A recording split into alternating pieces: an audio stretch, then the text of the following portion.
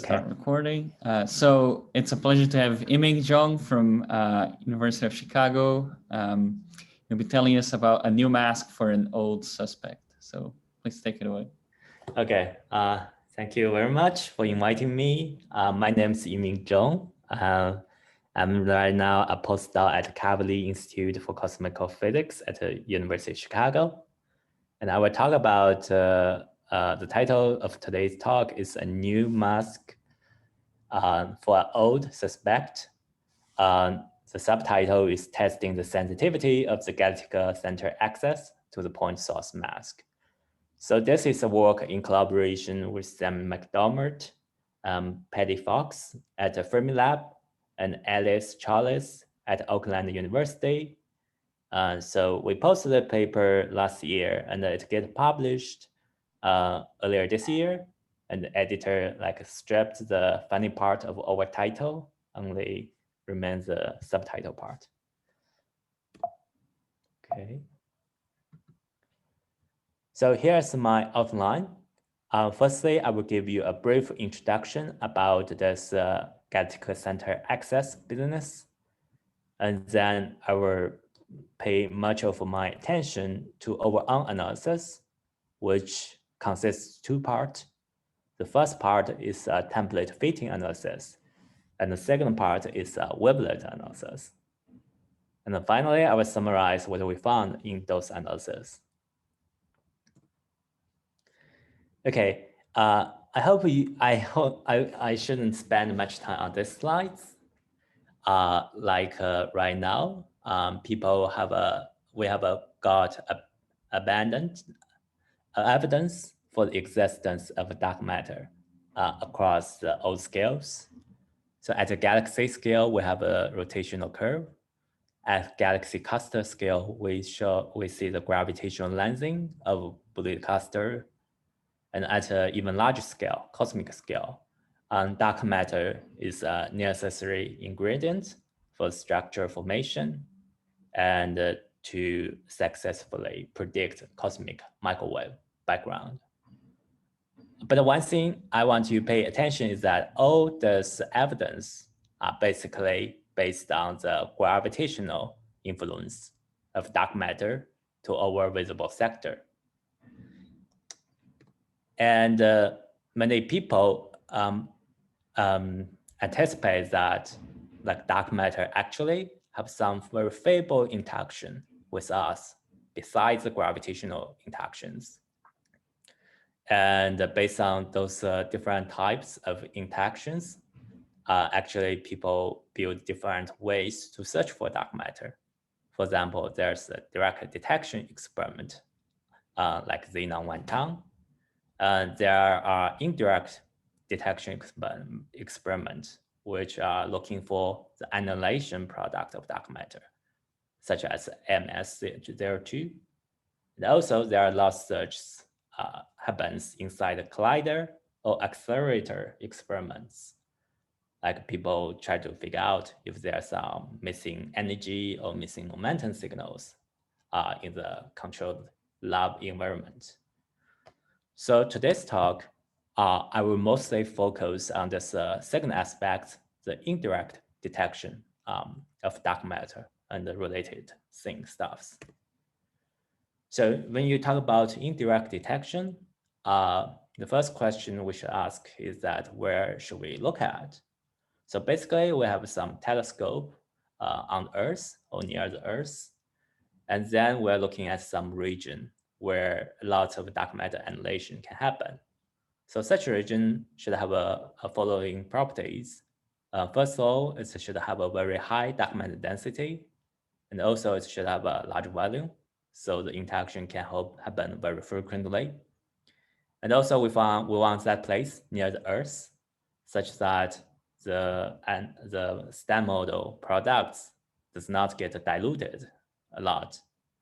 Finally, we really hope that that place have a very simple or well understood astrophysical backgrounds. So the last point turns out to be most difficult. So one such place, ideal place to look for dark matter annihilation is actually over galaxy center. So it's have a pretty high dark matter density, like we know our local density is, and then you can assume some NFW profile or more core-like profile. It turns out the center of a galaxy has much higher dark matter densities. And it's have a pretty large volume, like 20 kpc to us. And it's not that far away near Earth compared to the dwarf galaxies. But the downside is that the astrophysical backgrounds of at the galaxy center is actually pretty complex. For example, if you're looking for photon signals, there are multiple other processes can give you the photons, like the neutron pion decays and boostron of some leptons, or inverse compton scattering of the CMB light. They can all give you complicated your search for dark matter. Okay, but this difficulty aside, actually we have many running experiments looking for annihilation signals of dark matter. One of them is a Fermi Large Area Telescope. So this telescope have launched around 2008, and it have already give us many important discoveries, such as Fermi bubbles and the visual counterpart of the neutron star mergers. And I also should say that that Fermi Large Area Telescope collaboration have adopt open data policy from very early on. So they release their data and data analysis tools on their website. So everyone have a certain interest can simply download and do their own analysis. So before going on, I also want to introduce some jargon in this field, like basically what's the coordinates we're using. We're using the galactic coordinates. So on the horizontal axis is the longitude of the galactic scale, which goes from plus 180 degree to minus 180 degree. On vertical axis is the latitude, which goes from minus 90 degree to positive 90 degree. And every time I will talk about some inner X degree around the galaxy center, what I mean is I'm looking at a box with size from minus X degree to positive X degree in latitude and longitude. All right. So one very interesting phenomena people did their own analysis based on the galactic center data is the so-called galactic center axis. So this is discovered by Dan Hooper and Lisa Goodenough around 2009. So what they found is that there is axis of gamma ray photons peaked around 1 to 4 GeV and around the inner 10 degree region at the galactic center. So this axis have been confirmed by many other researchers and later was confirmed by Fermi collaboration themselves. And so it turns out to be super exciting if they are if it's actually produced by dark matter. But the question actually remains is that what is its origin? And there's many candidates, and two of them attract most people's attention. So first one is the dark matter. To explain the axis, your dark matter mass should be around 10 GeV to around 100 GeV, depending on your annihilation products.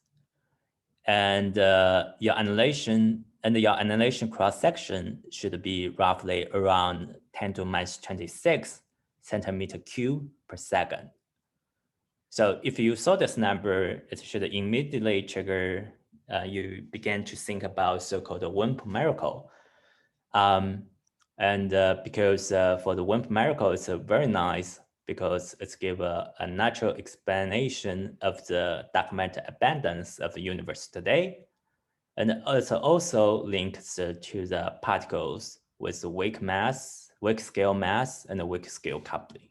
So it's super nice. And that's the reason many people feel excited when they first see the GeV access.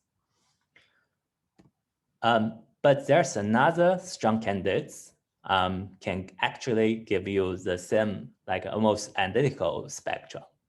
So this is so-called millisecond pulsars.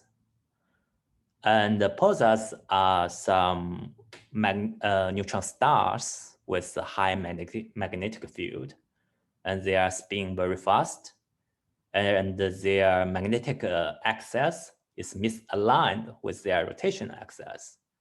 And when they spin fast, they produce electromagnetic beams with a fixed periodicity.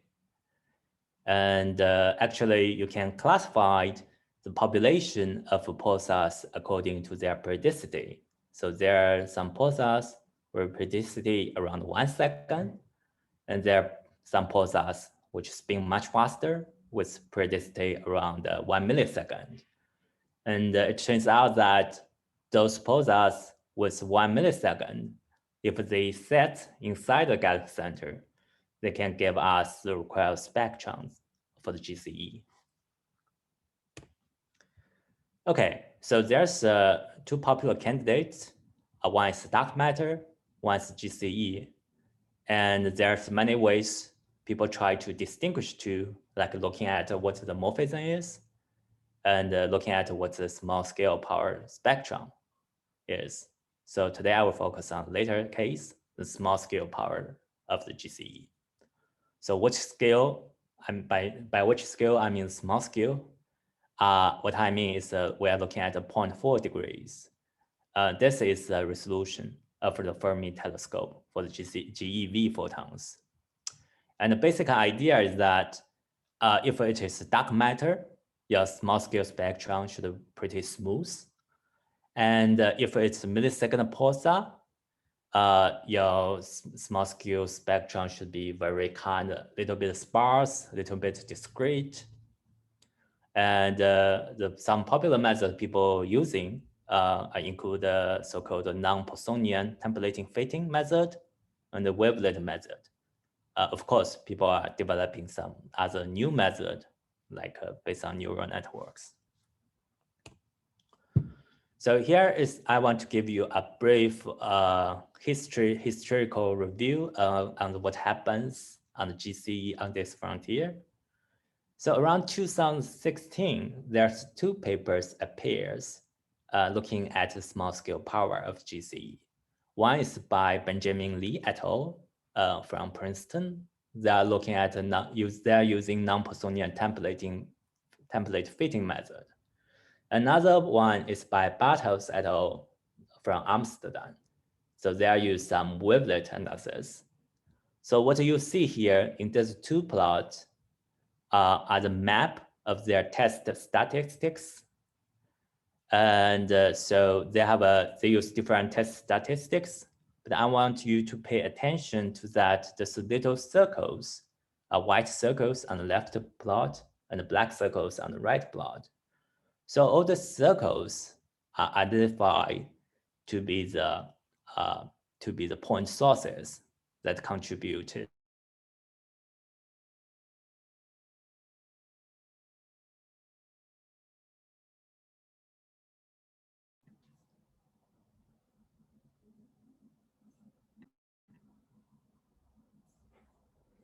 Yiming, can you hear us?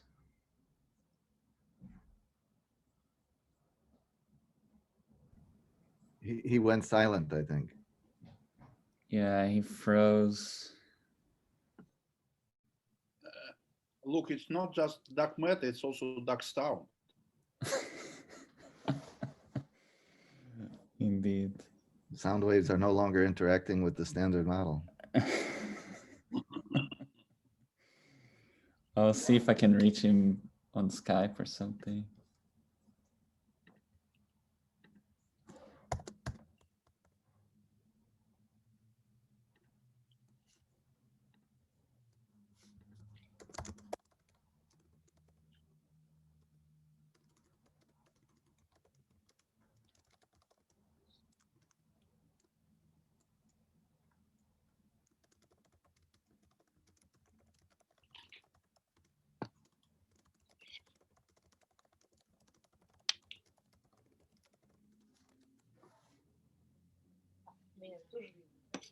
Oh, well.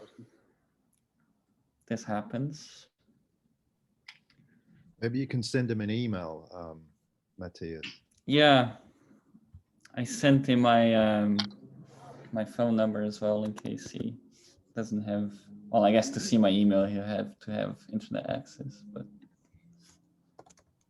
I sent a message in Skype to him.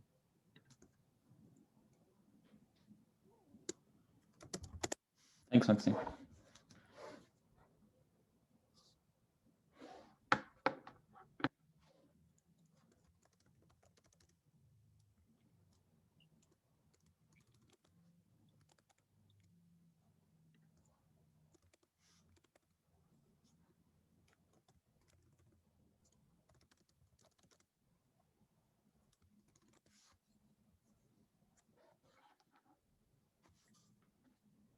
Problem here. Oh, hello, you're back. Is it your internet? Yeah, my local internet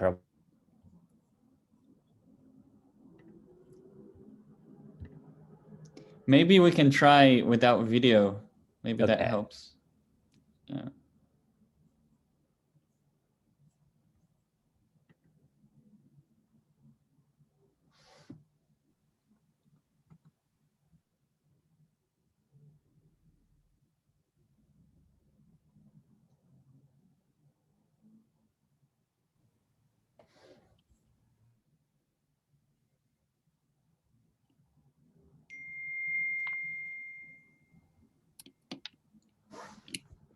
We can see your archive page. I'm not sure. Oh, There's some time delay of my slide. yeah, it's very laggy.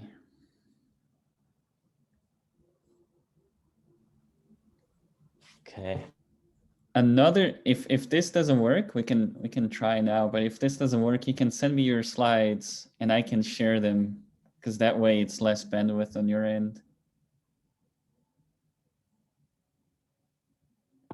But okay, it looks good. If I just move to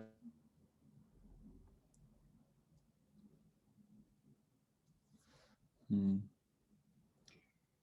Do you want to try? Send me your slides and then you can tell me when to change.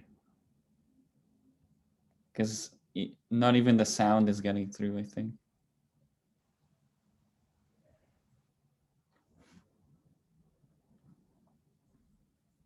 source they found, and they found the luminosity function can be described by a single Pauli law of L to the minus 1.5. And that's kind of meet the theoretical expectation of millisecond pulsar pretty nicely. So that's the reason why Battles et al. Conclude it should be millisecond pulsar. Next slide, please. Yeah, and but the time fast forward to 2019, and probably you are aware there's some debate going on the non-Poissonian template fitting method side. People argue that there's some background model dependence for the non-Poissonian template fitting method. And to make the method work, actually, you need a pretty good understanding of the background. But the good understanding about background is most difficult things come to the GC. So this can motivate us to revisit the wavelet analysis somehow. And in particular, because there's new data available earlier in 2019. Next slide, please. So this new data is called the 4FGL. So this is the fourth point source catalog released by the Fermi collaboration. And so for every while, like Fermi collaboration will release a point source catalog. So the 4FGL have 8 years of exposure, which is twice large than the previous release, 3FGL, which is like 4 times larger than 2FGL. Next slide, please. So this 4FGL data have many properties. First of all, it have more exposure, and thanks for the larger exposure, it's also be able to like push down their energy reflex threshold. And also for all the 1,000 plus point source it contains, it have all the location information and the spectrum information for all of them. Next slide, please. So here I just try to give you a direct impression of how how many point sources are added from 2FGL to 3FGL to 4FGL. You can see we have much more information on the point sources in 4FGL case. Next slide, please. Okay, so here I try to give you an executive summary about status of small scale power analysis after post 4FGL era. The question we try to answer is, are millisecond pulsars still in favor? And from our analysis, our wavelet analysis plus 4FGL data, we found that it is unlikely to be a usual population of millisecond pulsar. Also, I should point out Butcherman et al. They use the non-Poissonian template fitting method with 4FGL data, and they also found there negligible evidence for the GB to be the point sources.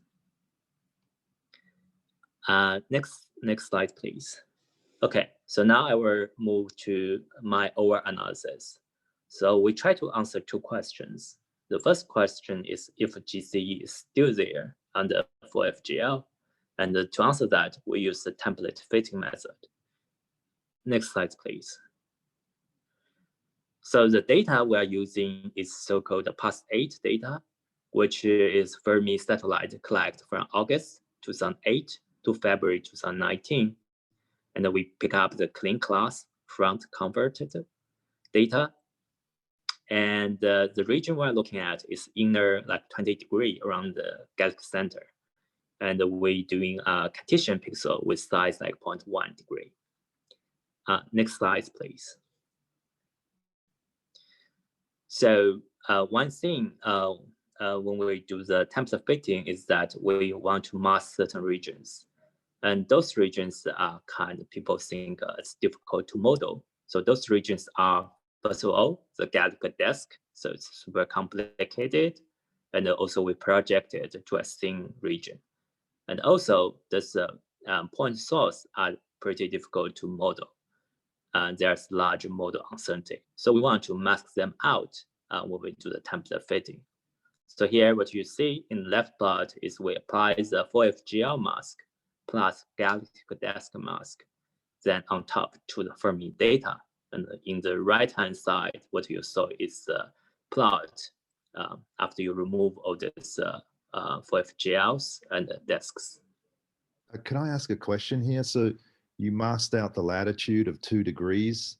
I mean, what happens if you go higher, then you lose your signal? Is that what happens? Yeah, I think the 2 degrees is kind of common practice people use when you deal with GCE. If you mask a larger region, I'm not sure, but I guess your sensitivity will go down. Like your power will go down a bit. I see. Okay, thanks. Okay, next slide, please. So we do the template fitting. Basically, by template fitting is that we use a bunch of simulated, which calibrated with the observation, simulated backgrounds, and we try to add them up and compare to the Fermi data. And so this includes some diffuse background like pions, Brunstrom, and inverse competence scattering. Also, we include some extended light source like Fermi bubbles or asymptotic diffuse background, maybe from some extra galactic sources. And on top of that, we add the 3 hypotheses of the access. One is that there's no dark matter. And the second is the dark matter with the NFW profile distribution. And third one is the dark matter with the generalized NFW distribution. By generalized NFW, I mean the rho is proportional to the 1 over r to the gamma plus 1 over r to the 3 minus gamma. And you can see if gamma, you take gamma to be 1, you go back to the NFW profile. Next slide, please. So we put the oldest template onto Markov chain Monte Carlo. The Markov chain Monte Carlo can adjust the normalization, overall normalization for each template a little bit. And in the end, it will tell you what's the best fit value for each template and what is it's like 68% or 95% uncertainty regions are. So in this plot, what you see is different normalization for the gas template, which I mean is the pion and Brunstrom. We fix them to the same normalization. And ICS, inverse Compton scattering template, and the bubbles and isotropics and the dark matter. And we do it for different energy beams from the sub GeV to like around the multiple 10 GeV range. Next slide, please.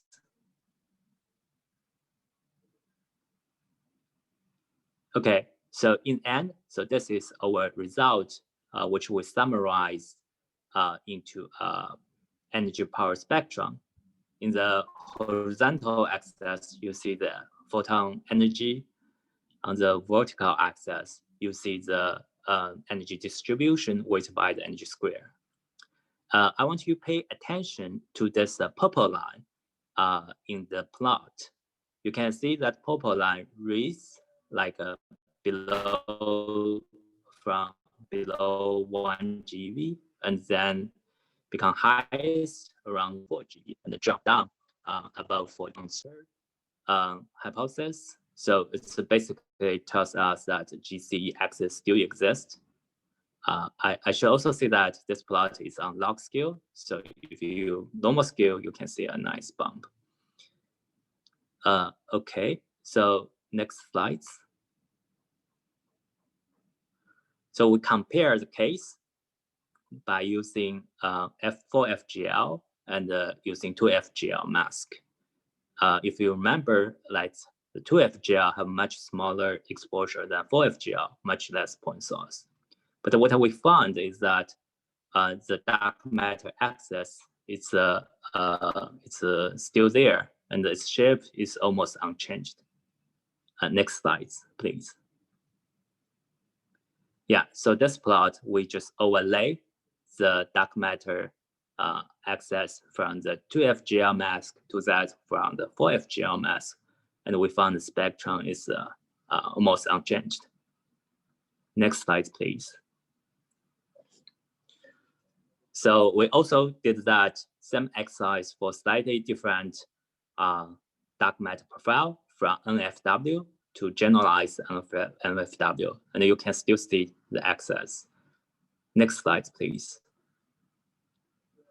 So overall, what we try to conclude is GCE is still strongly preferred over no access.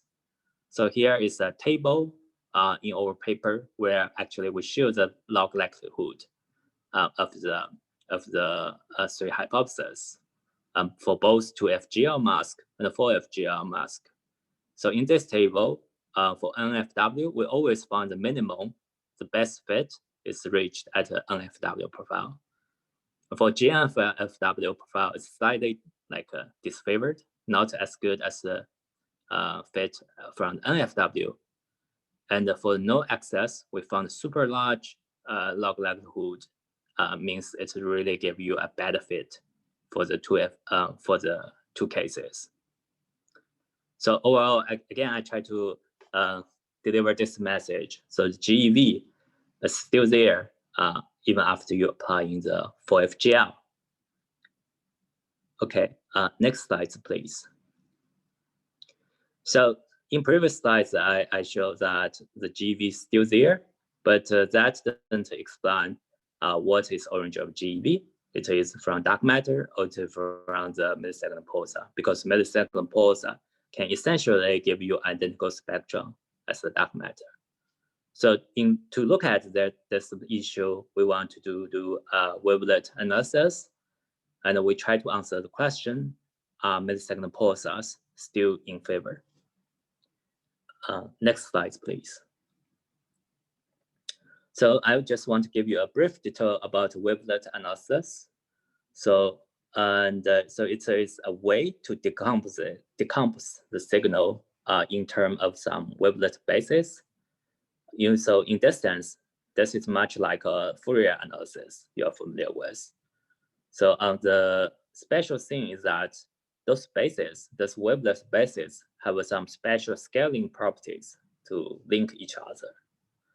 And overall, the wavelet analysis is an effective way to decompose the information to different scales, and has been widely used in different areas, many of them in astronomy.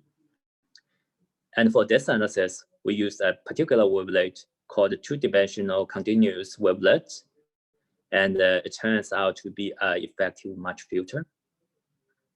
Next slide, please.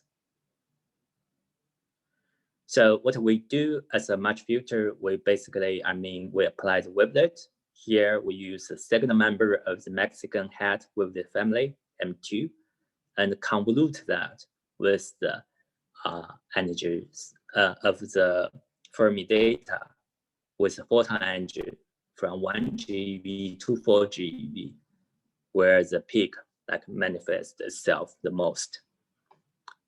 Next slide, please.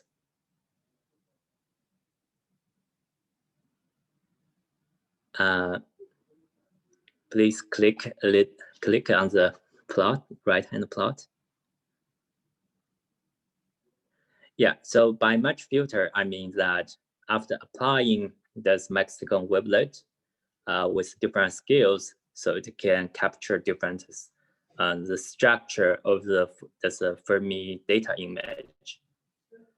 And as you see on the right-hand plot, here we just change the width of Mexican hat, and the result is that the structure is captured from smaller structure to the larger structure also changing. So that's what I mean by Mach filter.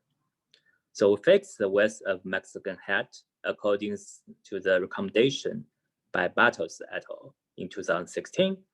So, and essentially that scale is the resolution of the Fermi satellite. Next slide, please. So here I just want to maybe quickly summarize our pipeline for our data analysis. So first of all, we just convolute this Mexican hat with the data, and divide by the variance, and we get a test statistics map. Next slide, please. So after opening this map, you can see some very white points on this map. So there's a high significant place. And then what we do is to group some of this data, clean up using the so-called hierarchical clustering method. In the end, we identify many peaks as this yellow crosses. Next slides, please. And next thing that we then put on the mask, and see how many yellow crosses remaining. So for the mask, we have 3 choices. One is disk only, one is 3FGL plus disk, one is 4FGL plus disk. Next slide, please. And then we do one more step. We look at inner 12-degree region. And for that region, actually, we partition that region of interest to some subregions. So each subregion have a 3-degree difference in their distance. And we just composite that into 5 subregions. Next slide, please. And finally, for each subregion, we make a histogram plot of tested statistics. And we're looking at how many peaks are actually in that region. And all these peaks, I should say, all these peaks can be potential source of the like millisecond pulsar. Next slide, please. So that is for data, and we also do the same thing for the background model.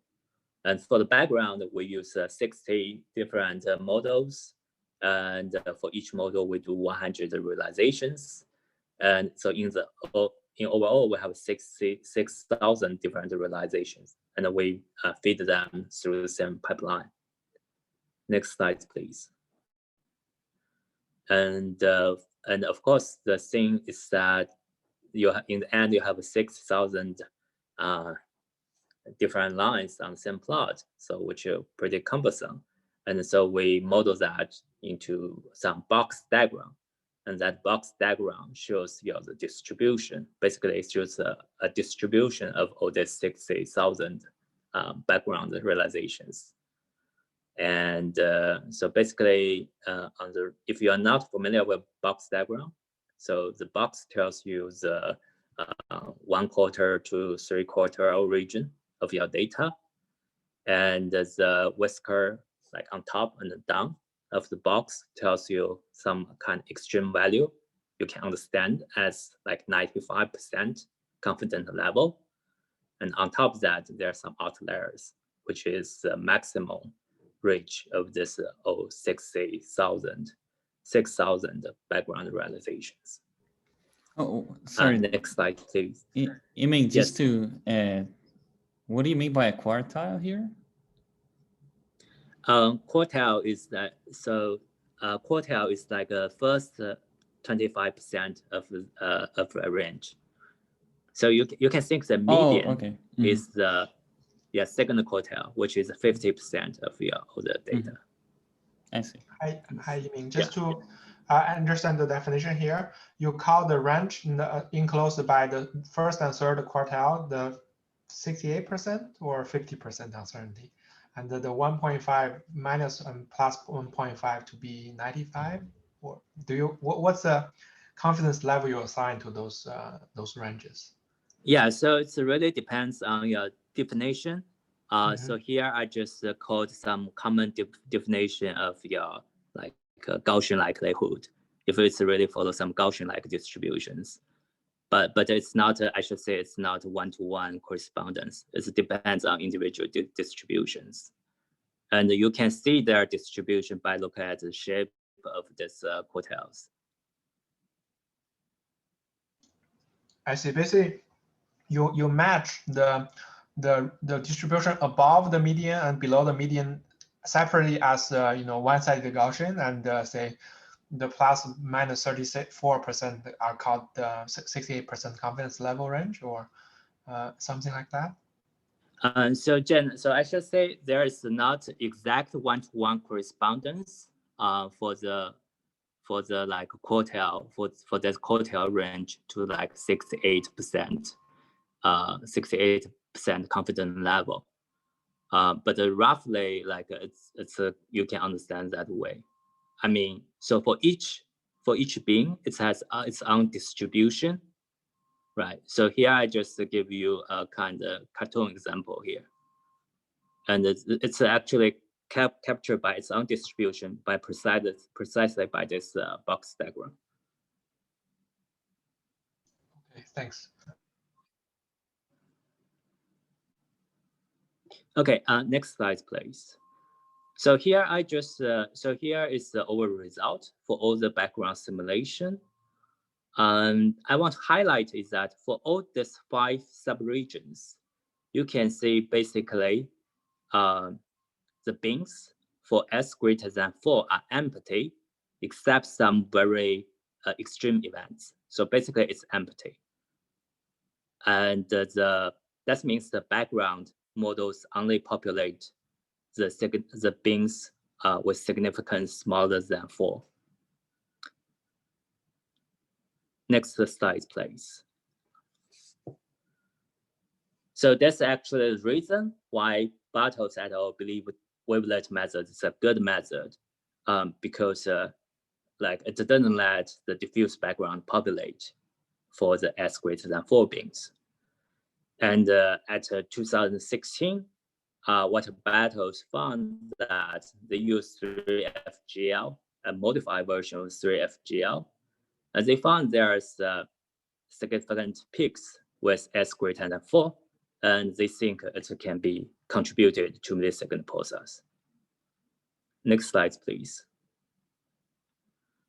So now our question is that we want replace that 3FGL mask to the 4FGL mask. What we found is that the orange histogram actually dropped to the red histogram. So basically, if you look at this red lines, you basically find there's no peaks above 4 for all 5 regions. With one exception is that in the 8 to 11 degree, there's 2 peaks in the middle panel. But overall, I should say that peaks with SO greater than 4 are mostly under the 4FGL mask. Next slide, please. So this is more evident if you just look at the statistics plot directly. On the right-hand side, you can see, on the left-hand side, you can see a map where we only mask the disk. You can see many yellow cross. For all these yellow cross are peaks with statistical significance greater than 4. So on the right-hand part, we put on the 4FGL mask. And what you see here is that for the inner box is the inner 12 degree, the only 2 left over. It's one we label as 1 and 2. And all other peaks are basically masked. And if we extend our region of interest to inner 20 degree, we found there are like 7 more. But all other crosses are basically under the 4FGL mask. Next slide, please. So of course, next question, very natural question we're trying to ask is what are those peaks under 4FGL? Maybe first of all, I should say that there are still like 8 or 9 peaks like are not covered by 4FGL. So there can be new point sources, which can be interesting on their own way. But we are looking at really as all this yellow crosses under the 4FGL. And are there point sources? Or are there, we try to ask, what are there millisecond pulsars? So we found that there's 117 peaks with S greater than 4. And there's 109 peaks near 4FGL sources.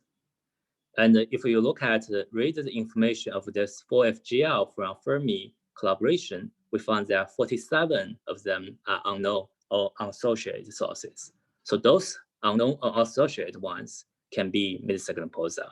Like we don't know, but it's has this possibility. And one important thing is that we have the access to all the spectrum for the 4FGL. So we know what's the spectrum information for these 47 unknown sources. So next slide, please. So next thing we try to do is just to stack the spectrum and the spectrum of these 47 sources. And we get this greenish band. And we can compare this green band to the dark matter spectrum we get from the template fitting. And we find there is defects, and defects is about factor 4 plus minus 1. Next, please.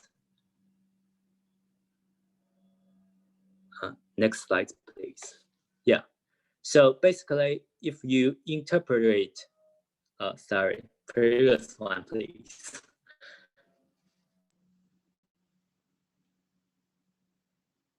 Yeah, thanks.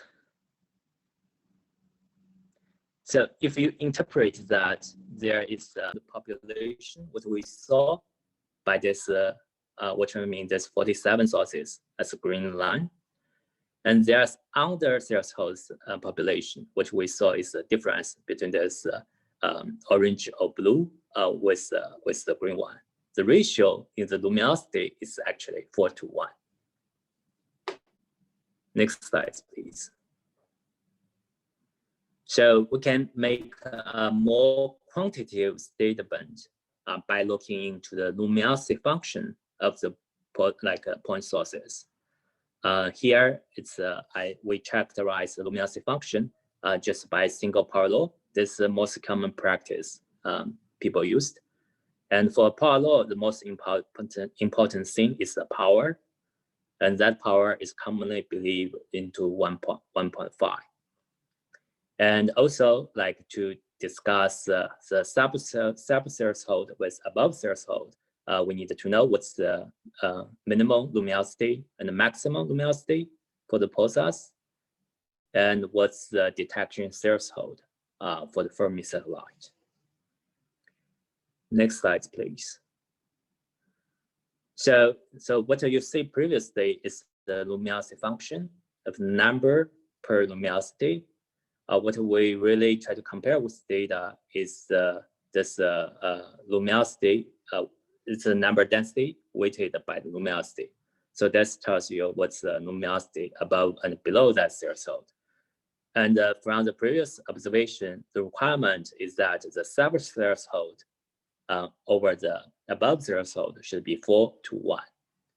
And if we put down the real some numbers from cosmic ray observation and from the Fermi satellite for the L minimum, L threshold, and the L maximum, what do we find? Alpha L is actually like 1.96 plus minus 0.04, which is far larger than the alpha L smaller than 1.5 people expected.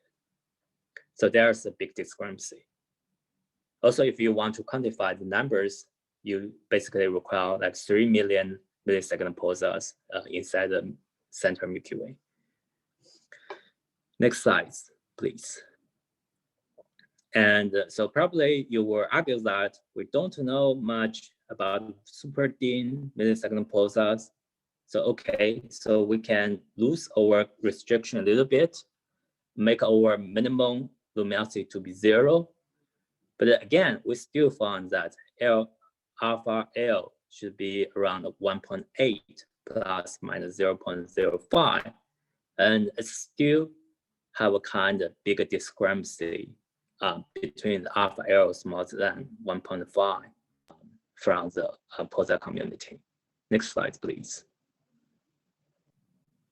Okay, so now turn back to the dark matter. If dark matter works, and we just found that by looking at performing the wavelet analysis on top of about 18,000 dark matter realizations, we found it's just work as good as diffuse only model. Next slide, please. Okay, so here is just my summary. I want to say that 4FGL is actually pretty important for the GC access. And when the 4FGL sources are masked, we found 2 things. One thing is that GCE is still preferred over no access. A second thing is that there are some small scale bright sources, which are previously thought to be the millisecond pulsar and now disappeared. And the second thing we learned is that the bright sources actually contribute little to the GCE, and we can place strong constraints to sub-threshold population of the dim sources.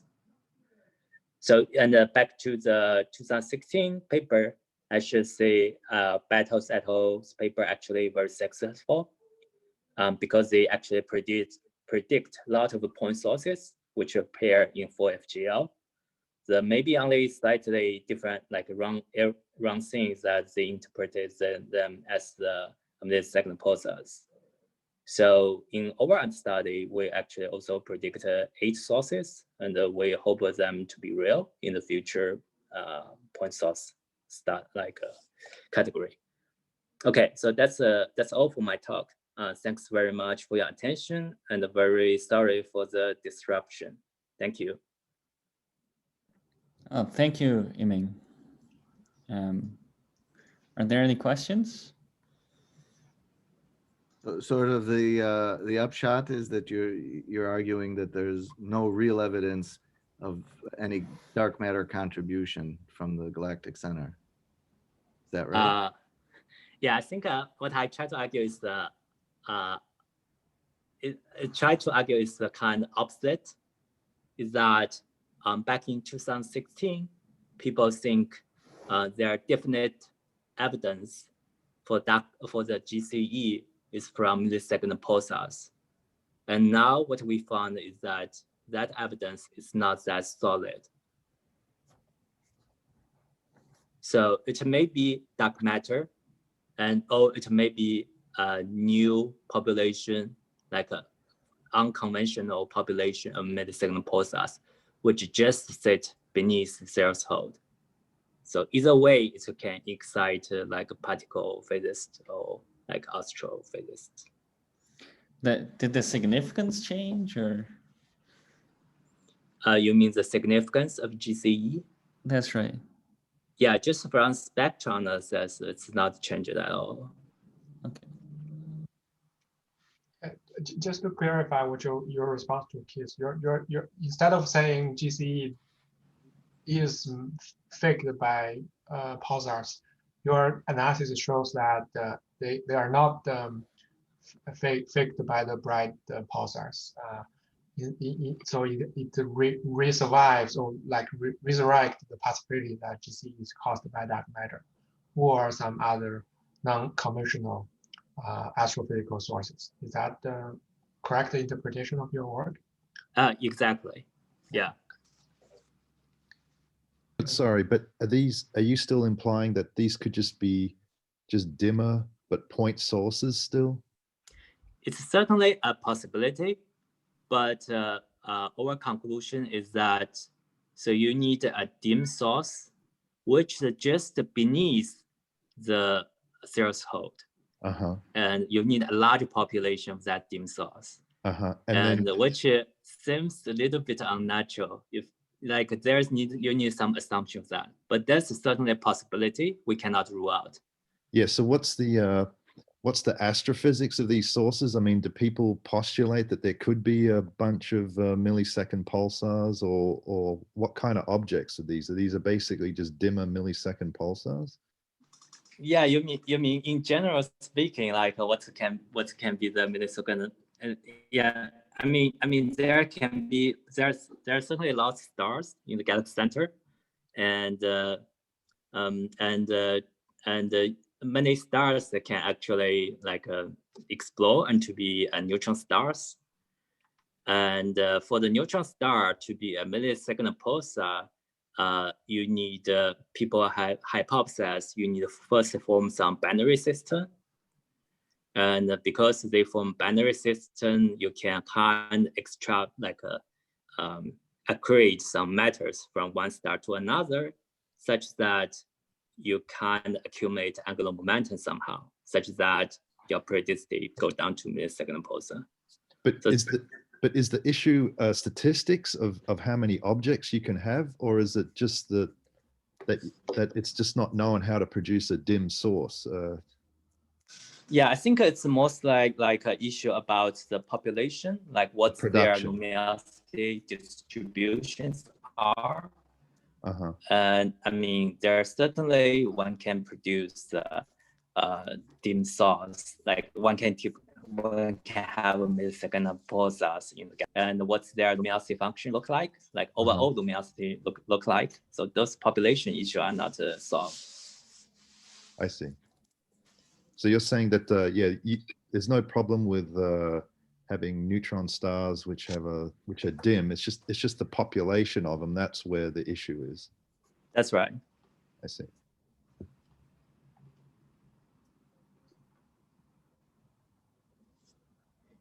And these sources that you did find, they are not surprising in a sense. So they were expected. Yeah. So like we it's kind of trivialized to some like other origin, like supernova explosion or blazars or other stuff. I mean, I should not say it's trivialized, but it's just some other source rather than the second pulsar. I see. Okay. And sorry, if I can ask another question, and if it's not a millisecond pulsar or point source interpretation, then in terms of the dark matter interpretation, it's still just what people just speculated back in 2016. That hasn't changed in terms of the mass range or anything like that. Yeah, I should say yes. Okay, thanks. I have a pretty naive question. So in the beginning, you were saying that we should look at the galactic center because there is a higher density and the volume is not small. But I wonder if there is also a gain if you look at the blank sky. We lose the density, but we gain a lot more in the volume. So is there a possibility of this signal from the blank sky data? Sorry.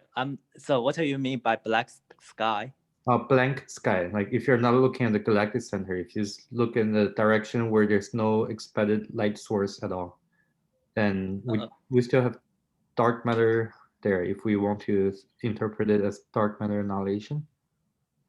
I think I think you mean like look at like high latitude like away from the center of these regions.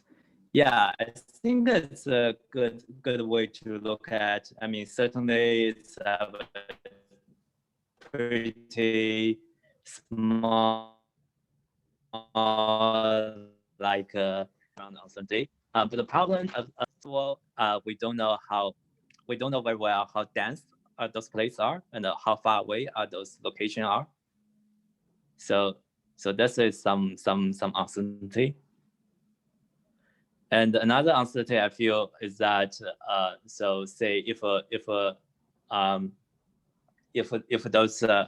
those light is from some and not from some dark matter annihilation process, like we don't know exactly like what their spectrums should be expected, because basically we don't have a little information about their density distribution on this place.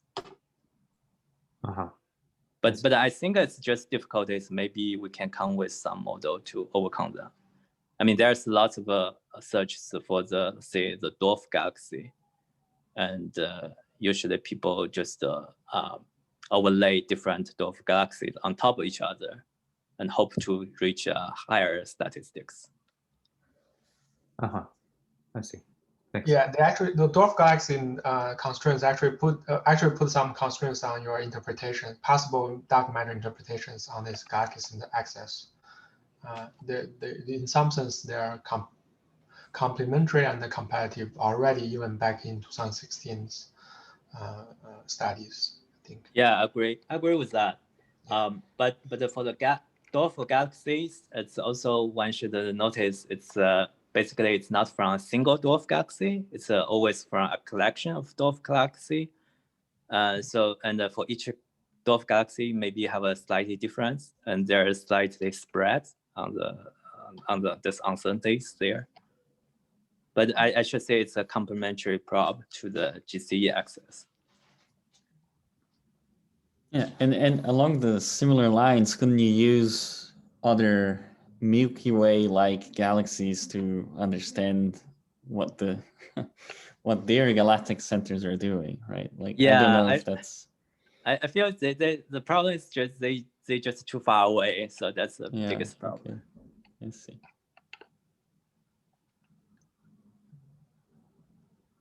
Yeah, and the Milky Way center is really kind of very bright dark matter source. So you made me ask a semi-physics question. I recall there's another series of work from, I forgot which, either from Princeton or MIT groups on saying, having a similar conclusion as yours, like just saying the back then people's claim pulsar faking GCE is actually not entirely correct.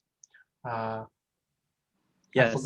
I forgot the author's name. Sorry, but what's the difference of your study compared to theirs? Is theirs a pure statistical analysis, and yours actually involves some additional information and by this masking techniques?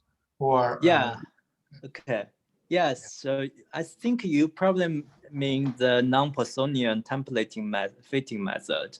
Yeah, which there's a later follow-up saying that and give us a wrong conclusion or something like that. Yeah. So this is I believe that's some made by Rebecca Lan and Tracy Slater from MIT.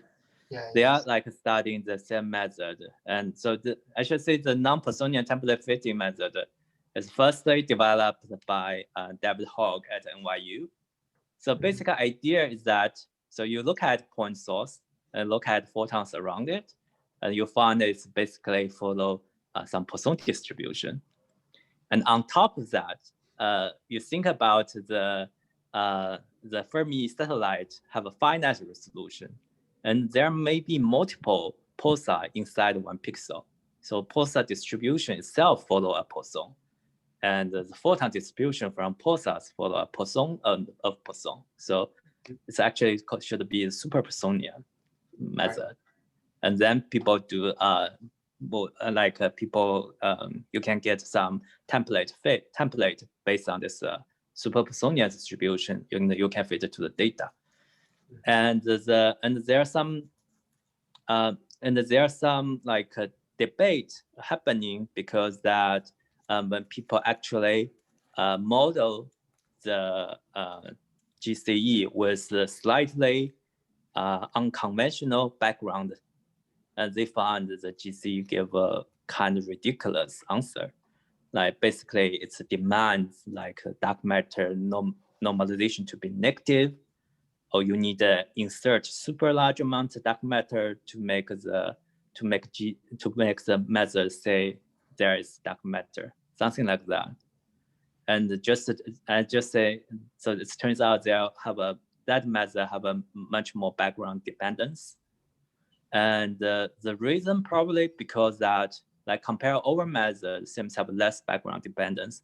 The reason is that first of all, when they do the analysis, they first need to mask regions with with desk and point sources. So that will just cut away a large regions. And in our analysis, when we do the wavelet analysis, we actually don't remove any region. We do that on the whole map. So let's have a less uncertainty on that. And second of all, in the non-Poissonian template fitting method, they don't really have any correlations between one place to its neighborhood. So basically what they say is after they pixelize the map, and basically you can turn that pixelized map into one-dimensional area and then do the analysis. They lost all the location information.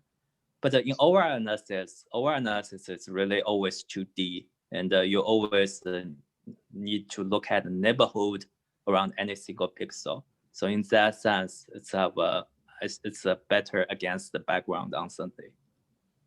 And I guess there's actually people reach a consensus on this issue, is that non-Poissonian template fit method, if it give a good background, then it can give you a good result. And if you fit it a bad background model, and it will simply just failed. I see. Yeah, thanks for the clarification.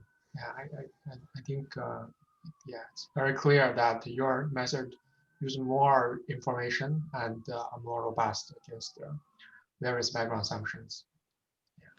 Yeah, I think I should also say that people think to improve the non-Poissonian template fitting method.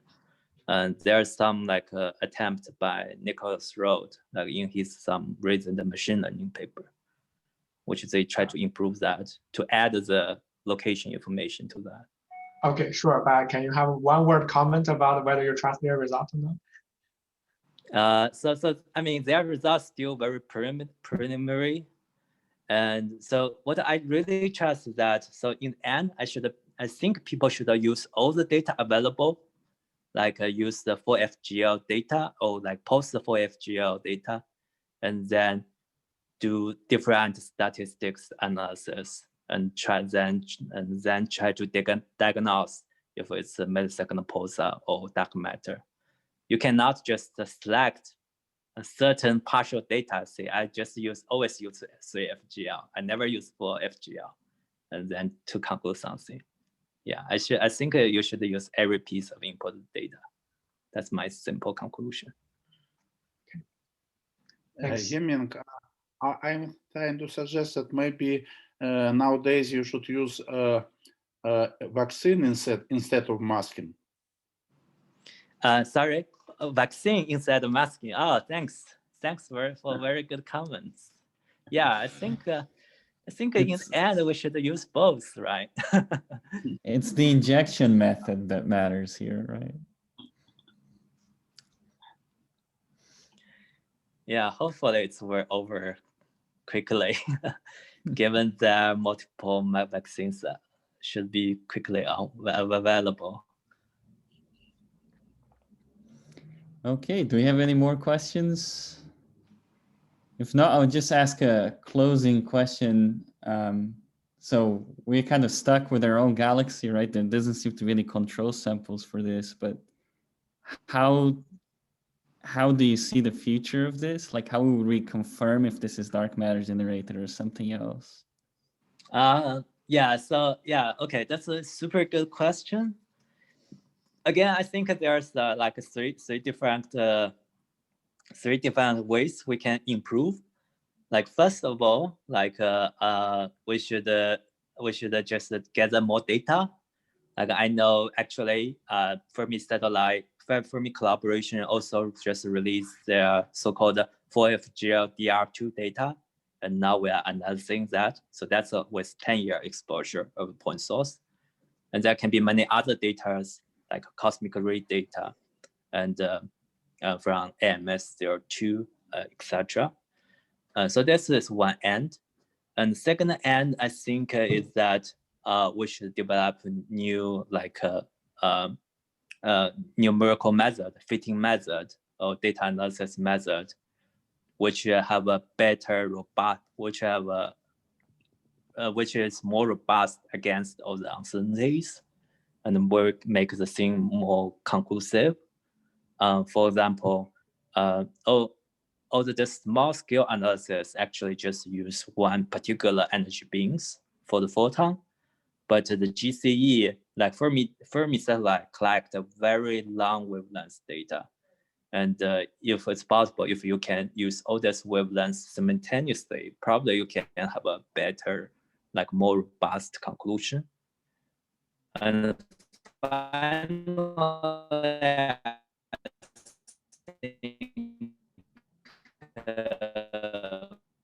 we should also develop better understanding background modeling, like all this diffuse protocol for this process people can have. So I think all these directions we should work on in the end to just finalize this question. But there's of course there's too many work need to be done. Okay. All right, so let's thank Yiming again. Thank you. Thank you. Thank yeah, you. sorry Thank about you. the problems. I was glad. Yeah, I should say sorry for that. Yeah, but thanks a lot for helping me. That's okay. I'm glad everything turned out okay in the end. So yeah, okay, thanks. Yeah.